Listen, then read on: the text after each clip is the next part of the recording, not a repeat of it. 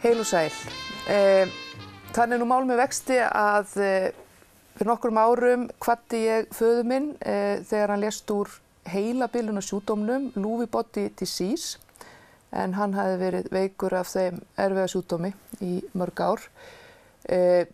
Sá sjúkdómur er svona sambland sem sagt af heilabilun og Parkinson, og í hans veikinda ferli og á hans veikinda göngu að þá auðvitað sem aðstandandi, og ekki bara ég, þetta systkini mín og móðir, velti maður auðvitað heilmikið fyrir sér nærverunni við hinn veika, aðkomu heilbrigðisstarfsfólks og hvernig væri eiginlega best að haga samskiptum við hann eftir því sem að hann fór lengra og lengra inn í Grænalandið, þannig að honum liði vel, þannig að hann upplifði nánd og lífsgæði, en ekki að ýta undir einhvern veginn óöryggjans eða alltaf að varpa nú sjónum eða athyglinni að því að hann væri veikur. Hvernig gátum við dregið fram alltaf hans persónu út úr þessum veikinda hjúp? Það var svona það sem við veltum kannski mest fyrir okkur í þessari strembnu göngu sem að var. Og svona í kjölfara því hefur þessi málaflokkur, það er að segja að hjúkrun við heilabilaða og framkoma við heilabilaða verið mikið áhugaefni hjá mér. Og ég er svo heppin, í dag er ég búin að fá til mín manneskju sem að er sko búin að alveg sökkva sér niður í þessi málefni út frá ýmsum sko sjónarhornum og ekki bara út frá sjónarhorni heilbrigðisstarfsmanns, þó hún hafi þá þekkingu og menntun, heldur líka út frá heimspeki og siðfræði og er meira að vinna doktorsverkefni sem sagt gildi samhygðar við umönnun fólks með heilabilun. Og vertu velkomin til mín í dag, Arnrún Halla Arnórsdóttir. Já, eins og ég segi, þú ert búin að velta þessum hlutum lengi fyrir þér og bara þitt nám svolítið miðast við þetta viðfangsefni eða heilabilun og umönnun við heilabilaða. Segðu okkur aðeins svona bara í upphafi, hvernig þú svona ung manneskjan, hvernig stóð því að þú bara fórst út í þetta og ert búin að velta þér svona mikið fyrir þér og ert bara komin í doktorsnám í þessu? Kannski kveikjan að þessu öllu var í mín fyrsta verknám í hjúkrunarfræði. Já, þú ert náttúrulega hjúkrunarfræðingur í grunninn. Já. Það var í rauninni, þá er ég 21 árs og harðnaður unglingur, eins og ég kallaði mig þá. Og fór í fyrsta verknámið mitt hérna á Sel á Akureyri, þar sem var í rauninni heilabilunardeild, sérstök deild fyrir fólk með heilabilun. Og ég hafði á þessum tímapunkti ekki mikið farið inn á spítala eða yfir höfuð verið í kringum veikt fólk og ferð þarna inn og er bara í rauninni varpað í djúpulaugina. Fæ í rauninni algjört sjokk á að svona laga sér til. Og þetta hafði mjög djúpstæð áhrif á mig sem manneskju að upplifa bara þessa miklu sorg sem fylgir þessum sjúkdómi, bæði fyrir einstaklingin sjálfan og líka fyrir hans aðstandendur. Og ég hugsaði þarna frá fyrstu stundu, hvað get ég gert til þess að láta þessu fólki líða betur? Og þetta varð í rauninni svona rauði þráðurinn í gegnum mitt nám í hjúkrunarfræði. Og 2002 þegar ég útskrifast skrifa ég semst lokaritgerð héðan frá Háskólanum á Akureyri réttindi Alzheimersjúklinga. Og þá hafði í rauninni ekkert verið skrifað per se það. Nei. Þannig að ég hef alltaf viljað einblína svolítið á manneskjuna á bakvið sjúkdóminn. Og í rauninni svolítið hélt ég alltaf áfram með þetta og náttúrulega í rauninni fókuseraði öllum mínu svona faglegu gildum í þessa átt því að ég hóf strax störf í öldrun og hef unnið í rauninni meira og minna allan minn feril mest í öldrunarhjúkrun og aðalega með einstaklingum með heilabilun. Og þegar ég kláraði masterinn minn í siðfræði þá skrifaði ég réttindi aldraðra til að deyja með reisn. Og í rauninni það er í rauninni sko grunnurinn í rauninni bara líka í tengslum við bara framkomu. Það var fókusinn framkoman, það er alltaf þessi framkoma sem ég er að hugsa hvernig við getum bætt framkomu okkar sem heilbrigðisstarfsfólk. Og svo í rauninni svona út frá þessari vinnu spratt þessi hugmynd samhygðina.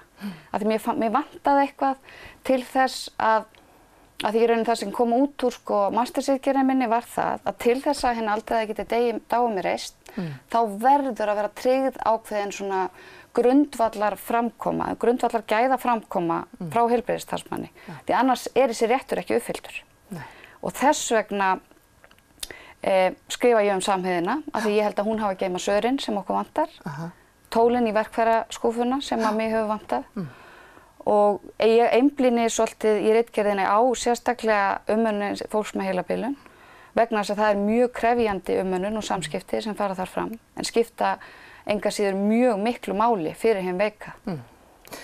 Sko, með það sem ég finnst sko fyrstulega bara magnað að komi hérna fram og mikilvægt að þú sko einmitt ferð í siðfræði og ert í raun og líka að stúdera heimspeki, þú ert að stúdera umönnun sko fólks, ekki bara út frá þessum sko ramma bara heilbrigðisstarfsmannsins sem að segir, heyrðu ég bara búin að læra það að vera hjúkrunarfræðingur og svo kem ég og hjúkraðir og þú bara tekur við því, heldur ert í raun og veru að taka inn fleiri greinar sem að ég held að sé alveg gríðarlega mikilvægt sko fyrir alla sem að hlúa að fólki að sko að það sé fleiri greinar sem komi inn vegna þess að það að hlúa manneskju snýst ekki bara að þetta gert að líkamlegum sárum hennar, þú veist það bara hvernig ætlar að bera það að til þess að mega það, skilur yfir höfuð eða hafa aðgang að manneskjunni til þess að mega sko lækna það sko, bara kemur ekki og ég læknir og ég ætla bara tróð upp á þig minni læknisfræði og þú bara tekur við henni þegjandi og hljóðalaust sko. Þannig að þú ert í raun og ferð sko í siðfræði og heimspeki sem þá bara verið við heimspekideild Háskóla Íslands. Og núna ert að skrifa raun og þessa doktorsritgerð sko undir handleiðslu heimspeki prófessors, það ekki? Jú, siðfræðings, já. Siðfræðings, já. Þannig að ég í rauninni í hugvísindadeild, eða í rauninni sagnfræði- og heimspekideild sem mörgum finnst mjög fyndið að hjúkrunarfræðingur sé að skrifa og ég í rauninni doktorsritgerðin skrifuð í hagnýtri siðfræði. En samhygð, ef við tölum aðeins þetta hugtak, ég las nefnilega erindi sem þú fluttir í Reykjavík á málþingi heilabilun. Já, hérna líka. Og var hérna líka Akureyri, Þar sem þú ert að útskýra, þetta nú hugtök sem að maður mjög upptekinn af í mínu fagi í presskapnum og skiptir ofboðslega miklu máli með sko þar sem þú ert að tala S-in 3, samhygð, samkennd og samúð og ert að útskýra kannski svolítið muninn því að fólk jafnvel svona auðvitað eðlilega svona bara í erli dagsins ruglar þessu svolítið saman. Samhygð nefnilega skilur sig svolítið frá hinum tveimur. Já. Að hvaða leyti? Að því leyti í rauninni að samhygðin krefur okkur ákveðin skilning út frá mennskunni. Hún krefur okkur ákveðin hæfni. Hún krefur okkur það að við stillum hugan og mótum ákveðin viðhorf innra með okkur. Af því að svona huglæg viðhorf hafa svo mikil áhrif á hvernig síðan við hegðum okkur og þau koma svo fram í framkomu okkar. Og þess vegna í rauninni vel ég samhygðina af því að hún í rauninni svo, hvað ég maður að segja, stór verkfærakassi. Það svo margt í henni sem við getum notað til að hafa áhrif á þessi viðhorf.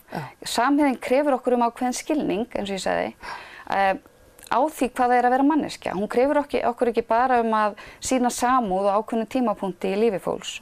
Hún krefur okkur það að setja okkur tilfinningarlega í spor þess. Þannig að, og margir hafa sagt það við mig og ég held að algengasta spurningin sem ég fæ það, býtu, hvernig á ég að setja mig í spor einhvers sem þjáist af heilabilun? Ég hef aldrei verið með heilabilun. Og ég segi, nei, en þú hefur verið manneskja, það ekki? Þannig að til dæmis, og það sem maður upplifir í starfi með fólki sem þjáist af heilabilun bara berskjöldun mennskunnar einhvern veginn og hvað við erum ofboðslega viðkvæm dýr. Og ég held að þar getum við öll mæst. Og það að sýna skjólstæðingi sínum sem þú ert að sinna skilning skilar sér á svo margbrotin hátt til þeirra. Þannig að bara það eins og ég segi, við vitum öll hvað það að vera hræddur og hræðsla eitthvað sem fylgir heilabilunarsjúkdómi eiginlega frá greiningu, að fólk hrætt og fólk segir sko, og ég segi alltaf býtu og samt fæ ég spurninguna, en ég get ekki samt skilið heilabilun. Jú, þú veist hvað það að vera hræddur, þá getur það. Ímyndaðu þér. Við erum með rosalega flott ímyndunarafl sem manneskjur. Notaðu það. Ég er hræddur. hvað á ég að gera? Þú segir mitt frá því þessu erindi þar sem þú þurfti sjálf sem hjúkrunarfræðingur áður fyrir sko að þú reksti á þetta til dæmis bara sjálf. Þú lærðir þetta í raun og veru bara með því að reka þig á í samskipti við heilabilaðan einstakling. Segðu okkur aðeins frá því. Já, það var í rauninni sko, ég held svona að einstaklingarnir sem ég hef sinnt í gegnum árin hafi kennt mér mest og í rauninni sko sú kennslustund eiginlega það sem hefur leitt mig hingað að skrifa þetta efni. Og það var semst einstaklingur sem var að fara mjög hratt í gegnum Alzheimer sjúkdóminn og í rauninni var að missa færni á hverjum degi, bæði andlega og líkamlega. Og ég held að fólk gerir sér almennt ekki grein fyrir angistinni sem fylgir því að missa part af þinni persónu á hverjum einasta degi og finna fyrir því. Og hann var sko grét meir og minna allan daginn og þá skipta engin lyf máli. Þú getur gefið róandi lyf, þau hafa ákveðin, þú veist, verkunartíma, þau virka stundum ekki. Það sem skiptir öllu máli eru samskiptin. Og ég semst settist niður hjá honum og var að reyna að hugga hann og langaði náttúrulega til að gera allt fyrir þennan mann og hann horfir djúpt í augun á mér og segir svo, ég er svo hræddur. Og þetta var svona, maður heyrði alveg angistina á bak við orðin. Og ég geri þau mistök þarna að ég segi, nei, þú þarft ekki að vera hræddur. Og þá lítur hann svona á mig og það var svona eins og þokan sem að umlykur þessi einstaklinga oft, hún svona hvarf og hann var bara svona hneykslaður á mig. Bara svona bráði af honum. Já, það bráði af honum og hann bara, það þýðir ekkert að segja svona, ég er samt hræddur. Og þá svona bara, mér einhvern veginn bara féllust hendur og ég hugsaði, vá, hvað á ég að gera til honum líði betur? Og ég kannski áttaði mig á því að það væri ekkert rosalega margt sem ég geti gert, nema það að vera manneskja þarna með honum í sófanum og bara sitja við hliðina á honum. Taki hendina á hann og leyfa honum að finna að ég skildi hann bara út frá því að við erum manneskjur bæði. Og þarna... Og þú hefur einhvern tímann orðið hrædd. Og ég hef orðið hrædd. Öðrum ástæðum kannski. Já. Þannig að þarna gat ég bara sest niður í andartækinu með honum af því að í hjúkrun og umönnun fólks með heilabilun þá eru það andartökin sem skipta máli. Að við náum góðri líðan eitt og eitt andartak. Því oft getum við ekki gert kröfu á meira. Og þarna náði ég semst að sefa angist hans með því að sitja við hliðina á hann, bara sem manneskja. Og þarna, þetta er svona eitt gott dæmi af svo mörgum sem að sýndu mér að mig vantaði eitthvað í verkfærakistuna. Og þarna kom samheiðin bara til mín einhvern veginn. En hvað heldur þú með svona varðandi það að mæta heilabiluðu fólki, hver heldur þú að sé svona aðal mistökin eða svona, misskilningurinn varðandi það að mæta, sko, sem að fólk, eða mistökin eða, sem að fólk gerir þegar það er að mæta heilabiluðu fólki, það auðvitað vill ekki illt en það gerir mistök og sem er mikilvægt kannski að vita um og læra af. Hvað er það svona sem að kannski helst einkennir svona og er neikvætt, fólk heldur það að sé að gera rétt og allt það en svo er það raunverulega kannski bara íta frekar undir kannski vanlíðan eða kvíða? Sko það er sagt að sé þunn lína á milli góðsemi og virðingarleysis. Og ég held að þar þurfum við öll bara sem manneskjur að hugsa aðeins málið. Hversu langt ætlum við að ganga til dæmis að taka fram fyrir hendurnar á fólki. Oft líka er gengið út frá því að þessir einstaklingar skilji ekki þegar verið að tala við það. Þannig að þeir tala oft yfir fólki eða þeir eru ekki hafðir með í ráðum. Og oft veit ég alveg að þess þarf, ég ger mér alveg grein fyrir því, ég er búin að vinna það lengi við þetta. En ég held svona að góðmennska sé yfirleitt það sem við klikkum á. Sem er kannski asnalegt að segja. En sko, mér finnst stundum vanta upp á skilningin, að við leyfum okkur og þetta er oft svo, þetta er oft svo átakanlegt ástand að maður treystir sér ekki til að fara inn í það, og sýna því skilning. En það er hins vegar miklu betra að gera það heldur en að sinna starfinu sinni illa. Þannig að oft hefur verið sagt um mig og svona það sem ég hef verið að skoða í hjúkrunarfræðinni í tengslum við þetta hugtak er í rauninni það að þar vilja menn frekar nota samúð. En samúðinni fylgir alltaf ákveðin vorkunn. Og vorkunn í umönnun til dæmis einstaklinga með heilabilun gengur ekki. Fyrir mér gengur það ekki. Af því að ég veit ekki hvort ég á að segja þetta en af hverju sko mér finnst vorkunni oft fylgja ákveðið virðingarleysi. Það þýðir ekkert að vorkenna fólki sem er komin á þann stað að vera að þjást af heilabilunasjúkdómi. Af því það verður ekki lagað. Það verður ekki lagað og svona viðkvæðið var alltaf það að þegar þú ert með einstaklinga með heilabilun að það sé ekki hægt að gera neitt, til dæmis í tengslum við umönnun. Þetta eru oft mjög erfið tilfelli. En ég gat aldrei sætt mig við það. Við getum alltaf gert eitthvað. Ég man eftir því þegar pabbi minn var orðinn mjög veikur, hann var hættur að sko tjá sig, hættur að tala og hann var hættur að segja nafnið mitt. Það var örugglega liðið ár frá því að hann hafði síðast sagt nafnið mitt. Og ég að koma einhvern tímann að heimsækja hann upp á Landakot þar sem hann var og ég var ofboðslega miklu ójafnvægi, mér leiði rosalega illa, ég var að koma úr erfiðum aðstæðum og ég var bara rosa þung en ég hugsaði bara með mér, ég fer bara til pappa og sit hjá hann og ég vissi hvort ég geti setið hjá hann, ég þyrfti ekki að tala sko. Svo ég fer til hans og sest og hann bara náttúrulega horfir einhvern veginn sko, starir fram fyrir sig eins og var orðið þá sko. Svo sit ég bara og ég þegi bara því mér leiði rosalega illa og ég vissi ég þyrfti ekki að tala við hann. Og allt í einu var einmitt í svo bráði á hann og hann sagði, Hildur mín, eitthvað að? Og mér brá svo mikið að ég bara, ég fór bara að hágráta sko því þetta kom svo, og ég hefði ekki áttað mig á því þegar þú ert að segja þetta núna, að hann náttúrulega bara skynjað nærveruna, hvað hún var neikvæð eða þrúgandi. Það akkurat þarna sko, að þarna sko sjáum við að hvað huglægu gildin skipta miklu máli, hvað við erum að hugsa. Og þess vegna samúðin sýnd í verki, en samhygðin hérna í höfðinu á okkur. Og það það sem munurinn og þess vegna vil ég nota samhygð. Vegna þess akkurat að þessi huglægu gildi skipta svo miklu máli eins og þú fannst þarna. Og við getum þjálfað þessa hæfni. Það grundvallaratriði. Og það eiga allir að geta það. Og það eiga allir að geta það. En nú oft talað með einmitt fólk sem með heilabilun að það skiptir svo miklu máli að það fá að halda sína reisn. Af því að auðvitað einkennir það sjúkdóminn að fjaðrirnar tínast úr hattinum, þú veist, fólk missir þessa getu, fyrst bara kannski sína einstöku hæfileika sem það hefur haft og hlotið aðdáun fyrir og svo bara hreinlega getuna til þess að borða sig allt og fara á snyrtingun og allt það, en það verða að fá að halda sinni reisn. En hvað er látt við með því að halda sinni reisn? Reisn í rauninni og kannski hugtak sem ekkert mikið notað almennt í íslensku held ég, það hefur bara enda breyst. Og til dæmis man ég eftir því þegar ég var að skrifa ritgerðina mínu réttindi Alzheimer-sjúklinga, þá var alltaf verið að tala dignity og ég bara virðing og svo fór ég að skoða betur. En dignity ekki virðing, dignity reisn og það í rauninni svokölluð mannleg reisn sem við erum að tala þegar við erum að tala reisn.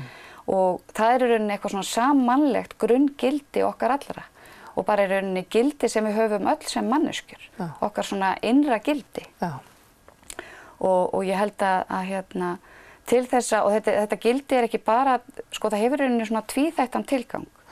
Bæði það í rauninni, gerir það ákveðnar kröfur á aðra að koma fram við okkur af ákveðinni virðingu og þetta líka sko eitthvað gildi sem við höfum innra með okkur til að hjálpa okkur. Þannig að þetta hefur í rauninni svona tvíþættan tilgang, þetta hugtak.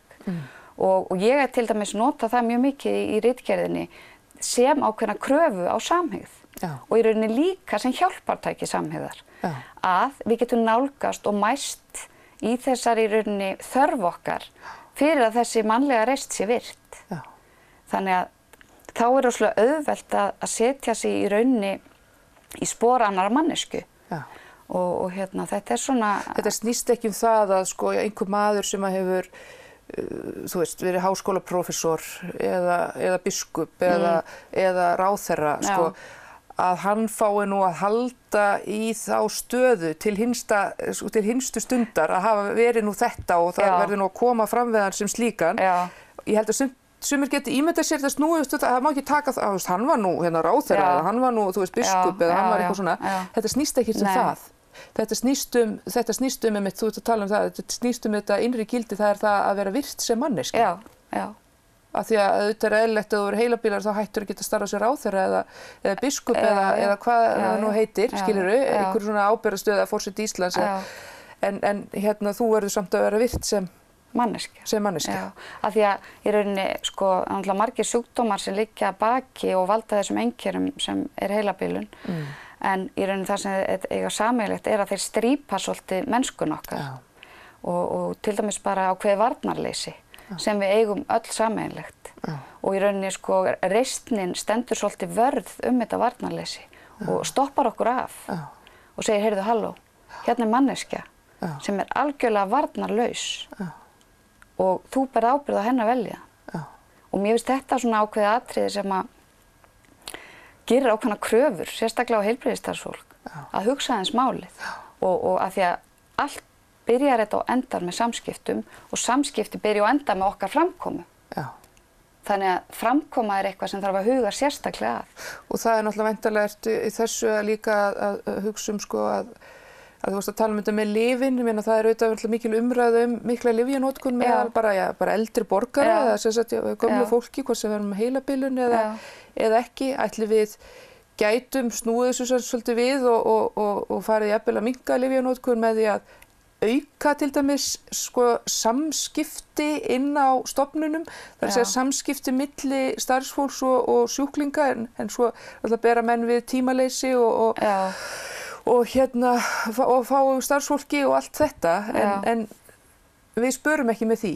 Nei, ég held ekki og ég held að svona ákveðin fræðsla og endurmenntun í samskiptum og bara þjálfun í framkomu skilir sér margfalt og það hefur svo sem allavega innan þessa geira verið sko talað þetta alveg síðan ég byrjaði og svona mismikið gert til þess að gera eitthvað í því en það allir að vilja gerðir og mjög gott starf unnið að bæta samskipti á flestum stöðum en ég held bara að það vanti svolítið skilning sko að ofan að það þurfa að huga sérstaklega þessu að það gengur ekki að komi veikara og veikara fólk inn á öldrunarstofnanir og starfsfólki sé fækkað og fækkað.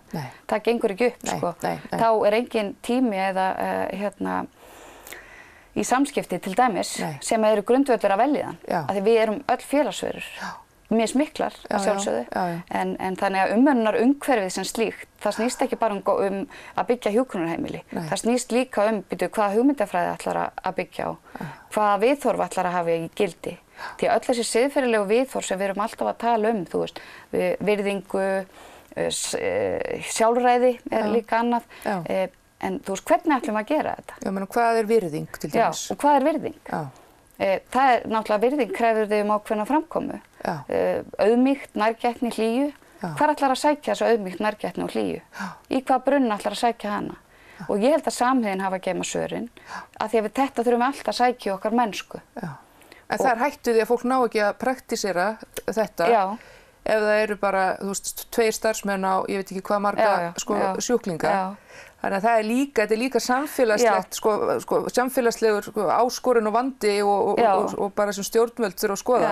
En líka það að það ber svolítið á því að umönnunarumhverfi sé húsakostur, útsýni, þú veist, húsbúnaður, en í rauninni þessi huglægu gildi gleymast oft svolítið. Það enda mjög misjafnt eftir stöðum og náttúrulega hjúkrunarheimilum og annað og sums staðar mjög gott starf unnið. En enga síður held ég að svona almenn meðvitund huglæg gildi bara í okkar samfélagi. Það vantar svolítið upp á þar. Þú skrifaðir, það var lokaritgerð hvað þá í hjúkrunarfræði, þú skrifaðir það að fá að deyja með reisn. Það var í mastersnáminu. Það var mastersnáminu, já. Ég meina, hvað varstu að skoða þar? Hvað er að deyja með reisn? Já, þar var í rauninni bara það að sú ritgerð svona snerist svolítið bara í kringum reisnarhugtakið í rauninni og hvað það fæli í sér. Og þar kom ég alltaf niður á það að svarið þar fælist alltaf í ákveðinni skyldu fagmannsins að veita eða sýna ákveðna framkomu. Af því að við veitum ákveðna umönnun í rauninni en við sýnum umhyggju. Og í rauninni, það var í rauninni svona niðurstaðan í þeirri ritgerð. Ef að þessi réttur er alveg tvímælalaus og ég fór í gegnum réttindahugtakið og skylduhugtakið og virðingarhugtakið og svo reisnina. Og það var alveg ljóst þar að þú getur ekkert fólk getur ekkert fengið að deyja með reisn ef það fær ekki alveg sama á hversu góðum deildum það er að fá að deyja, hvort sem það er að deyja heima eða inn á spítala, hvað lyf eru gefin. Ef ekki virðing í framkomunni sem að því sýnd, ef það fær ekki að viðhalda sinni mennsku alveg út í gegn, þá fær það ekki að deyja með reisn. En það hefur rétt til þess. Þannig að þar í rauninni komst ég að því að krafan á fagmannin að sýna rétta framkomu er svo rosalega sterk og mér finnst hún oft gleymast. Og ég einhvern veginn gæti ekki sætt mig alveg við það. Nei, við þurfum að vera bara vakandi fyrir þessu og algjörlega. Þetta ekki ásökun þó þetta sé talað, heldur meira bara áminning. Bara áminning líka og að vekja fólk til umhugsunar hversu mikið svona huglæg gildi hafa áhrif á þín viðhorf og þá smitast út í framkomuðina. Og það það sem fólk þarf að hugsa. Það þetta og líka, þetta segir okkur líka það hvað mikilvægt í öllum bara greinum, námsgreinum, eða því sem fólk velur sér að læra til þess að undirbúa sig undir starf, að það komi inn einmitt heimspeki og siðfræði og allar þessar greinar séu með. Fólk getur ég bara komin inn í hjúkrunarfræði og ég bara að lesa heimspeki, hvað rugl það? Þú veist, en það náttúrulega bara eiginlega, það eiginlega skylda. Þú þú getur eiginlega ekki fría þig frá slíku, Nei, í rauninni ekki, af því að þetta byggir svo mikið á þessum skilningi sem ég talaði áðan. Til þess að hafa skilningin, þá verður að vera tilbúin til að sjá hlutina út frá mismunandi sjónarhornum. Og því fleiri sjónarhorn sem hún færð, því meiri skilning getur í rauninni sýnt út frá mennskunni. Þannig að ég held svona að þjálfun til dæmis í gagnrýnni hugsun bara nauðsynleg. Sem náttúrulega öllum, held ég. En sérstaklega að þegar og ég held bara að almennt að fólk sem vinnur við umönnun fólks þurfi að huga sérstaklega að þessum gildum. Framtíð, hvað ætlar að gera? Ætlar að fara að kenna þetta þegar þú ert búin með þennan doktorsnám? Það sem þið langar að gera eða langar þið að vera á gólfinu að bara hugsa fólk og með alla þessa þekkingu eða hvað ertu að hugsa? Þetta svo erfið spurning. Þú ert kannski ekkert búin að ákveða það. En þetta allavega rosalega mikilvægt, Artur, að þú bara farið sér við og bara til að tala þetta. Já, ég ætla að reyna það og í rauninni það sem er stóra markmiðið með þessu verkefni það að ég ætla að búa til leiðbeiningar upp úr þessari ritgerð. Semst í rauninni bara svona að því að ég rosalega praktísk. Ég myndi aldrei gera þetta á þess að þetta hefði ekki á notagildi. Nei, akkurat. Og því rauninni framtíðin svo að ég ætla að búa til leiðbeiningar A, hvernig þú getur þjálfað með þér samhygð og B, hvernig þú getur notað hana markvisst í þinni framkomu. Og það er markmiðið með þessari ritgerð, að ég ætla að bæta samskipti í umönnunarumhverfi, ekki bara við umönnun fólks með heilabilun, heldur bara almennt við umönnun fólks. Mér langar það. Það er stóra markmiðið. Hvernig ég ætla að gera það? Það gerir annar mál. Það bara magnað, ég styð þig í það. Arnrún Halla Arnórsdóttir, takk fyrir frábært spjall. Og við kveðum hérna í dag og sjáumst aftur í næstu viku. Takk fyrir samfylgdina.